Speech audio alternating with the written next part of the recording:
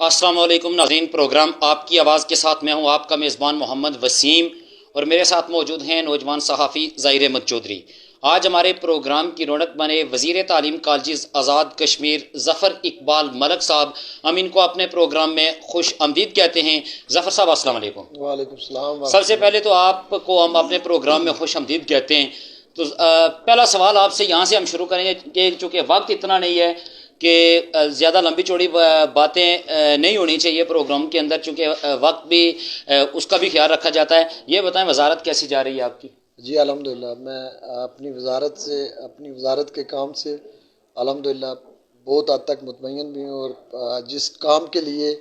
پاکستان تحریک انصاف کی قیادت نے لیڈرشپ نے مجھے جو ذمہ داری سونپی تھی، اس پر میں اللہ کا شکر ادا کرتا ہوں کہ اس کو بھرپور طریقے سے دن رات ہم اپنے ریاستی اداروں میں بہتری لانے کے لیے، میرٹ کی بحالی کے لیے، اور اسپیشلی کالجز کو جو درپیش آپ حلقہ راج مال سے منتخب ہوئے ہیں پی ٹی آئی کے ٹکٹ پر، اور آپ نے جب الیکشن میں آنے کا فیصلہ کیا تو آپ کے سامنے ایک تگڑے امیدوار تھے ملک نواز صاحب، جو تقریباً عرصہ 35 سال سے اسمبلی میں رہے ہیں۔ کیا آپ کو یہ امید تھی کہ آپ ان کو ہرا پائیں گے اور اسمبلی تک جا سکیں گے؟ جی الحمدللہ، پہلی بات یہ ہے کہ تگڑی تو اللہ کی ذات ہے، اور دوسرا پھر دنیا میں اگر کوئی انسانوں میں تگڑا ہوتا ہے تو وہ اپنے کردار کی بنیاد پر ہوتا ہے، اپنے عمل کی بنیاد پر ہوتا ہے، اپنے قول و فعل کی بنیاد پر ہوتا ہے، اور اپنے مصمم و مضبوط اداروں کی بنیاد پر، ارادوں کی بنیاد پر بندہ تگڑا ہوتا ہے۔ تو جب آج سے نہیں بلکہ آج سے 10 سال قبل میں اپنے حلقہ انتخاب سے الیکشن لڑنا چاہتا تھا، اور جو لوگ یہاں پر مسلط تھے، جو ان کی روش تھی، جو ان کی روایات تھی، جو انہوں نے اس حلقہ انتخاب کے اندر کلچر دیا تھا، جو سوچ دی تھی، اس پر اگر آج سے 10 سال پہلے بھی اس حلقے سے بہتر کسی بھی بہتر باشعور آدمی کو اگر موقع ملتا تو ہم الیکشن یہ جیت حلقہ تو نیا بنا تھا، یہاں سے آپ بطور امیدوار آئے تھے۔ کیا آپ یہ سمجھتے ہیں کہ لوگوں نے آپ کا بھرپور ساتھ دیا آپ کی شخصیت کی وجہ سے، یا آپ کی پارٹی کی وجہ سے آپ کو اتنی سپورٹ ملی ہے؟ ہر دو اعتبار سے اللہ کا شکر ادا کرتا ہوں۔ پاکستان تحریک انصاف وہ پارٹی ہے، وہ جماعت ہے جس کا لیڈر میرا قائد، راج محل کے لوگوں کا مسلمہ قائد عمران خان، جس کو پوری دنیا کے مسلمان قدر کی نگاہ سے دیکھتے ہیں۔ اپنی امیدیں پوری اقوام عالم میں جو مسلمان ممالک ہیں وہ عمران خان صاحب سے وہ منسلک کیے ہوئے ہیں، اور میں سمجھتا ہوں کہ پاکستان تحریک انصاف ظفر صاحب، آپ اس سے پہلے کس پارٹی میں پہلے سیاست کرتے تھے؟ میں زمانہ طالب علمی میں میرا تعلق پی ایس ایف سے رہا، جی، اور اس کے بعد میں اس کو یوں کہوں گا کہ میں آزاد کشمیر کے ان بدقسمت لوگوں میں میرا بھی شمار ہوتا ہے جنہوں نے آج سے 10 سال قبل یہاں مسلم لیگ نون کے بنانے والے ہم وہ لوگ ہیں، اور میں سمجھتا ہوں کہ ہم نے آزاد کشمیر کے اندر آپ کس عرصے میں پی ایس ایف میں تھے؟ میں زمانہ طالب علمی میں 92 سے لے کر 96 تک ڈگری تو کالج آپ پی ایس ایف سے ہونے سے آپ پیپلز پارٹی کے ٹکٹ سے حلقہ راج محل میں الیکشن نہیں لڑ سکتے تھے؟ پاکستان پیپلز پارٹی کی جو لیڈرشپ ہے، ذوالفقار علی بھٹو اور محترمہ بینظیر بھٹو شہید کو میں آج بھی قدر کی نگاہ سے دیکھتا ہوں۔ آج جو پاکستان پیپلز پارٹی ہے اس میں جو براجمان لوگ ہیں وہ ایک مافیا ہے، اور میں نے پیپلز پارٹی میں آج بھی پیپلز پارٹی کی لیڈرشپ کو قدر کی نگاہ سے دیکھتا ہوں، احترام کرتا ہوں۔ ذوالفقار علی بھٹو اور محترمہ بینظیر بھٹو کو لیڈر مانتا ہوں، لیکن محترمہ کی شہادت کے بعد یہاں یہ زرداری پارٹی بن چکی تھی، زرداری ٹائپ لوگ اس پر وہ سوار ہو چکے تھے، جہاں کشمیر کے اندر یہ شیخ چلی کے خواب دیکھنا، اس پر نہ تو کوئی آپ کسی پر پابندی لگا سکتے اور نہ کسی کو منع۔ یہ اپوزیشن یہ سونے خواب دکھا کر لوگوں میں آزاد کشمیر کے اندر عدم استحکام پیدا کرنا چاہتے ہیں، اور بالخصوص حالیہ بلدیاتی الیکشن میں آپ سب کو پتہ ہے کہ پی ٹی آئی کے بعد دوسری بڑی لارجر پارٹی ہے آزاد امیدواران۔ پیپلز پارٹی اور نون لیگ یہ تیسرے اور چوتھے نمبر کی پارٹی ہیں جو لوگوں نے اپنا مینڈیٹ دیا ہے، تو وہ صرف جو دوسرے نمبر کی لارجر پارٹی آزاد امیدواران ہیں ان کو اٹریکٹ کرنے کے لیے عدم اعتماد، افراتفری، اس طرح کے شوشے چھوڑ کر نہیں، آزاد امیدوار تو چلو وہ دو لوگ ہیں، پھر بھی 7 کینڈیڈیٹ کام ہیں۔ میں دو کی بات نہیں کر رہا ہوں، میں آزاد کشمیر کی بات کر رہا ہوں۔ جی جب آپ حالیہ بلدیاتی انتخابات جو ہوئے ہیں اس کا کریڈٹ تو وزیر اعظم آزاد کشمیر سردار تنویر الیاس صاحب کو جاتا ہے کہ وہ فرد واحد جو ہے وہ ڈٹے رہے کہ الیکشن ہوں گے ہی، ہر صورت ہوں گے، لیکن آزاد کشمیر کے اندر ابھی تک بنیادی طور پر انفراسٹرکچر پہ کام نہیں ہو سکا۔ کیا وجہ ہے آپ کی حکومت ہوتے ہوئے بھی؟ پہلی بات یہ ہے کہ میں آج بھی اللہ تعالیٰ کا شکر گزار بھی ہوں اور اپنی پارٹی کی عادت کا شکریہ ادا کرتا ہوں کہ جنرل الیکشن میں 2021 کے الیکشن میں میری لیڈرشپ جب عوام کے پاس عوام کی عدالت میں اپنے امیدواران کے لیے ووٹ مانگنے کے لیے کمپین کا آغاز ہوا تو اس وقت کے پارٹی پریزیڈنٹ بیرسٹر سلطان محمود چودھری، تنویر الیاس، اور انہوں نے لوگوں کے ساتھ یہ وعدہ کیا تھا کہ آزاد کشمیر کی عوام نے اگر 2021 کے جنرل الیکشن میں پاکستان تحریک انصاف کو اس قابل بنایا کہ وہ ایوان اقتدار میں جا کر حکمرانی کر سکیں، 2/3 اکثریت سے حکومت بنا سکیں، تو ہم پہلا کام آزاد کشمیر کے اندر پچھلے 32 سال سے جو ماضی کے حکمران بڑے بڑے نامور وزرائے اعظم رہے جو وہ نہ کروا سکے وہ ہم کرائیں گے. تو اس پر ہم اللہ کا شکر ادا کرتے ہیں، اپنی قیادت کا بھی شکریہ ادا کرتے ہیں کہ انہوں نے آزاد کشمیر تعمیر و ترقی کا ابھی تک کوئی خاص کام شروع نہیں ہو سکا، اس کی کیا وجہ ہے؟ تعمیر و ترقی دو طرح کی ہوتی ہے. ایک ہوتی ہے نہرو سے، جس طرح آپ کی پچھلے 35 سال میں پچھلی حکومتیں نہرو سے تعمیر و ترقی کرتی رہی، اور ایک تعمیر و ترقی وہ ہوتی ہے جو عملی طور پر نظر جو عملی طور پر لیکن ابھی تک عملی طور پر نظر نہیں آپ ماشاءاللہ صافی بھی ہیں، آپ ماشاءاللہ ایک ہم تو آپ کو معاشرے کی ایک آنکھ دیکھتے ہیں. آپ کو اس بات کا بھی اندازہ ہونا چاہیے کہ تعمیر و ترقی کوئی کسی کی جیب میں نہیں پڑی ہوتی کہ جو کوئی جیب سے اٹھا کر یا منہ سے بولے گا. اس کے لیے پروسیس ہے، اس کے لیے بجٹ میں ان علاقوں کو مینشن کیا جاتا ہے. جس طرح آپ کی تتاپانی سے گوئی روڈ 48 کروڑ پہ کی اسکیم، اس کو اپروو ہونے میں، اس کو پروسیس ہونے میں 8 ماہ لگے، بجٹ میں پیش ہوئی، کیبنٹ نے منظوری دی اور ابھی وہ اپنے آخری مراحل میں. اسی طرح آپ کی 1 ارب 76 کروڑ کی سڑکیں. یہ بحیثیت وزیر تعلیم کالجز، آپ کیا سمجھتے ہیں کہ کالجز کے اندر کون سے بنیادی مسائل ہیں جن کو آپ حل کریں گے؟ میں اس کو یوں سمجھتا ہوں، جہاں تک میں نے دیکھا کہ ماضی کی حکومتوں نے آزاد کشمیر کے اندر کالجز کا قیام محض اس بنیاد پر نہیں کیا گیا ماضی میں کہ وہ لوگوں کی ضروریات کو مد نظر رکھتے ہوئے، علاقوں کو مد نظر رکھتے ہوئے، بلکہ پوائنٹ سکورنگ کے لیے ٹھیکہ کس نہ لینا ہے، بھرتی کون ہوگا، بلے بلے کے لیے میں نے کالج دے دیا. میں سمجھتا ہوں کہ ایک بنیادی وجہ یہ تھی کہ ان بیلنس کا کالجز تھے، جس کی مثال میں آپ کو ڈسٹرکٹ کوٹلی جو آزاد کشمیر کا آبادی کے لحاظ سے سب سے بڑا ضلع ہے، اس کے ایک حلقہ چڑوئی کے اندر 8 کالجز ہیں، اور ایک ڈگری کالج کو مجھے دیکھنے کا موقع ملا، وہاں پر 16 لیکچررز ہیں اور وہاں جو اسٹوڈنٹس کی تعداد ہے وہ 56 ہے. اسی طرح چند فرلانگ کے فاصلے پر دوسرا ڈگری کالج مجھے دیکھنے کا موقع ملا جہاں 42 کی تعداد کے ساتھ 16 لیکچرز جو مہینے میں 1 کروڑ روپیہ تنخواہ لیتے ہیں، 20 25 30 بچوں. اس کو میں یوں سمجھتا ہوں کہ وہ صرف لوگوں کو کے سامنے یہ اپنے احسان جتلانے کے لیے کہ ہم نے اپنے علاقوں میں کالجز، وہ بہت بڑا جہاں پہ کالجز کی ضرورت ہے یا کالجز کے جو بنیادی مسائل ہیں ان کو کے لیے آپ کا رائے عمل کیا ہے؟ اس میں سب سے پہلے میں آپ کے گوئی کی بات کروں گا کہ آپ کا گوئی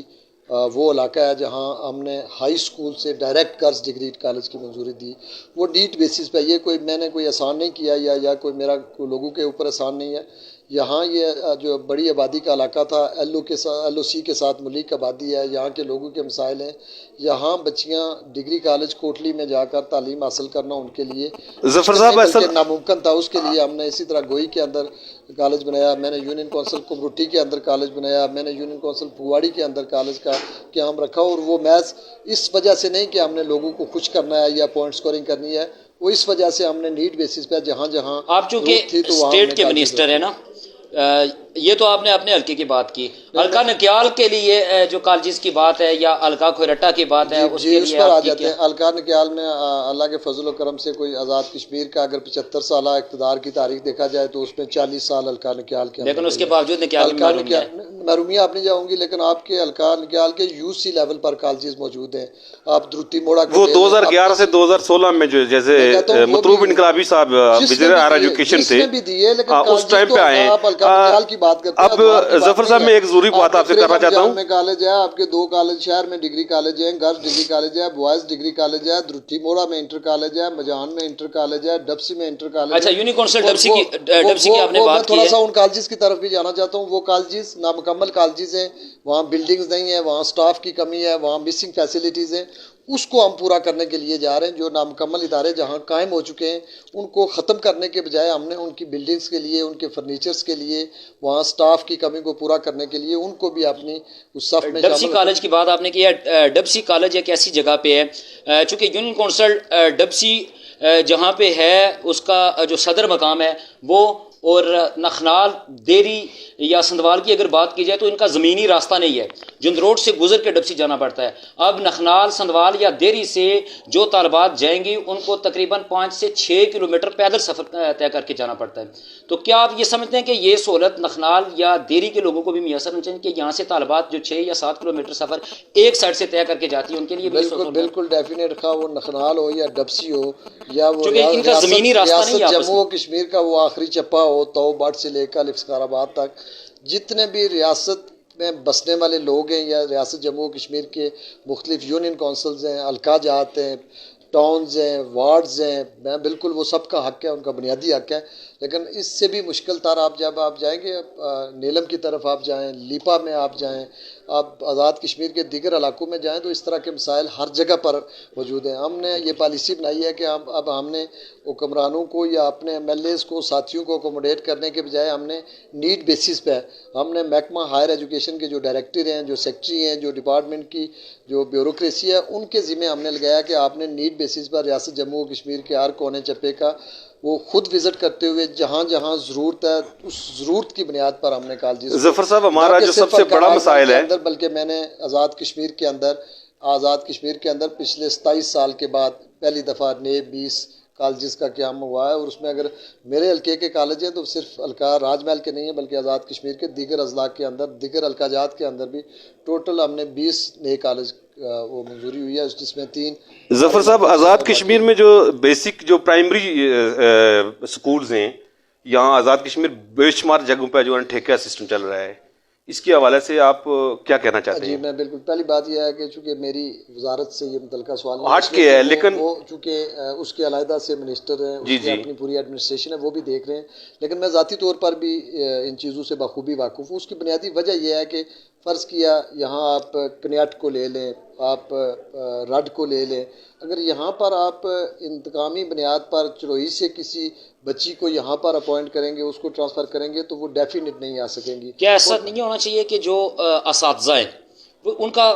تعلق خواہ کسی بھی پارٹی سے، ان کو مقامی اسٹیشن پہ رہنا چاہیے؟ جی ماضی میں تو خیر ایسا کبھی نہ کہ ماضی کے حکمرانوں نے اور نہ ماضی کے لیڈروں میں سوچا، البتہ ہم نے اس بات کو یقینی بنانے کی کوشش کر رہے ہیں کہ اب ہم ہر گاؤں محلے سے اساتذہ کو بھرتی کر کے یہ ٹرانسفرز کے جو ایشو ہے اور یہ جو ٹھیکہ سسٹم ہے اس کو ختم اسی صورت کیا جا سکے. اب چونکہ اللہ کے فضل و کرم سے آزاد کشمیر کے اندر لٹریسی ریٹ پورے پاکستان کے تمام شہروں سے بڑھ کر آپ کا لٹریسی ریٹ جو ہے وہ 80+ ہے. پڑھے لکھے لوگ ہر جگہ موجود ہیں، اور ہم نے کوشش کی ہے کہ اب میرٹ کی بنیاد پر ہم دیہی علاقوں سے بھی لوگوں کو اپوائنٹ کر سکیں تاکہ وہاں کے تعلیمی اداروں کو ٹھیکے پر دیے چونکہ مقامی اساتذہ ہوں گے تو وہ زیادہ بہتر طریقے سے کام کریں گے. بلدیاتی الیکشن میں آپ نے حلقہ نکیال کا دورہ کیا ہے، یونین کونسل دروتی موڑا میں گئے، آپ کا شیڈول تھا یونین کونسل ڈبسی اور جند روڈ کا بھی. کیا وجہ بنی کہ آپ نے یونین کونسل ڈبسی اور جند روڈ کا پروگرام ملتوی کر دیا؟ ایک تو یہ تھا کہ اس میں چونکہ یہ جناب وزیر اعظم کی ہدایت پر میرا اپنا ذاتی چونکہ حلقہ راج محل ہے، چونکہ ہمارے باقی جو وزراء ہیں وہ سارے اپنے اپنے کانسٹیچوئنسیز میں اپنے اپنے حلقہ جات کو دیکھ رہے تھے. میں شکریہ ادا کرتا ہوں وزیر اعظم آزاد کشمیر کا، انہوں نے حلقہ سٹی کوٹلی اور حلقہ نکیال کی لک آفٹر کے لیے بھی مجھے ذمہ داری تفویض کی، اور اس ذمہ داری کو مد نظر رکھتے ہوئے میرے پاس بڑا مختصر وقت تھا اور ایک شیڈول پر ہم گئے. چونکہ آپ یونین کونسل دروتی موڑا میں گئے اور وہ union council P T I نے ون کی، جی آپ کو لگتا ہے کہ اگر یونین کونسل ڈبسی اور جند روڈ کا دورہ کرتے تو یہاں سے بھی پی ٹی آئی جیت سکتی تھی؟ میں سمجھتا ہوں کہ چونکہ ہر چیز من جانب اللہ ہے، چونکہ میں اللہ پر اعتقاد کرنے والا آدمی ہوں، جس نے جیتنا تھا وہ جیت ہی گیا، چونکہ اس کی جیت روز اول سے اس کے نصیب میں لکھی تھی. البتہ مجھے وہاں جانا چاہیے تھا، نہ جانے کی جو وجوہات تھی اس میں اس دن چونکہ میں وہاں تھا اور اس رات کو میں نے نکیال میں قیام کر کے دوسرے دن میں نے آپ کی دیگر یونین کونسلز میں جانا تھا، لیکن چونکہ اسی رات شام کو مجھے ڈی آئی جی اس میرپت ڈویژن اور کمشنر میرپت ڈویژن وہ کوٹلی آئے تھے. 2 دن کے بعد پولنگ ہونا تھی. انتظامی معاملات کے حوالے سے، نفری کی کو ڈپیوٹ کرنے کے حوالے سے، مختلف حفاظتی معاملات کے حوالے سے میں نے انتظامیہ کے ساتھ صبح 10 بجے اپنی ایڈمنسٹریشن کے ساتھ ڈویژنل انتظامیہ کے ساتھ بیٹھ کر میٹنگ کرنی تھی، اس لیے مجھے واپس جانا پڑا. آخری بات آپ سے ہم یہ کریں گے کہ آپ اپنے جو حلقہ انتخاب کے لوگ ہیں، جو آپ کے ووٹر ہیں، ان کو آپ کیا پیغام دیں گے؟ ایک تو میں ان کا بےحد مشکور و ممنون ہوں کہ آج اللہ کے فضل و کرم سے جہاں ریاست بھر میں انصاف کا بول بالا ہے، تعمیر و ترقی کا ایک نیا آغاز شروع ہو چکا ہے، روایات بدل چکی ہیں، تقاضے بدل چکے ہیں، لوگوں کی سوچیں بدل چکی ہیں، اور اس بدلتے آزاد کشمیر کے اندر اگر آج اس میں راج محل اس کا حصہ بنا ہے، مجھے آج یہاں لوگوں نے فتح یاب کیا، کامیابی سے ہمکنار کیا، تو میں سمجھتا ہوں کہ اگر اس ہر اچھے کام کا میں ہر اچھے عمل جو میرے ہاتھوں ہو رہے ہیں اس کا کریڈٹ میرے راج محل ایل او سی محرومی جو ہیں بے شمار محرومی ایل او سی کے اوپر، روڈز کے مشکلات، اسپتال ہیں، آلویز ایل او سی پر بسنے والے لوگوں کی بات کرتا ہوں اور ہمیشہ انہیں اپریشیٹ کرتے ہیں۔ ایل او سی پر بسنے والے جو ہمارے یہ لوگ ہیں، یہ میں سمجھتا ہوں کہ یہ ہماری افواج پاکستان کی طرح یہ ان کے ساتھ نامساعد حالات میں، مشکل حالات میں، بغیر وسائل کے، جہاں سکول نہ ہوں، جہاں روڈز نہ ہوں، جہاں انفراسٹرکچر نہ ہو، جہاں ڈسپینسری نہ ہو، فرسٹ ایڈ سینٹر نہ ہو، ماؤں بہنوں کے لیے پینے کے لیے پانی آج بھی وہ ملوں مسافت کر کے لا کر وہاں وہ لوگ زندگی کی گزر اوقات کر سکیں، تو میں ان کی عظمت کو سلام پیش کرتا ہوں بحیثیت کشمیری۔ جی بہت بہت شکریہ۔ آج ایل او سی پر اگر ہماری افواج پاکستان بہادری کے ساتھ ایک سینہ تان کر اگر دشمن کا مکار دشمن کا مقابلہ کرتی ہے، تو وہ ایل او سی پر جو لوگ ان کے ساتھ کھڑے رہتے ہیں اس کی وجہ سے ایل او سی کے لوگوں کی عظمت کو سلام پیش کرتا ہوں، شہیدوں کو خراج تحسین پیش کرتا ہوں۔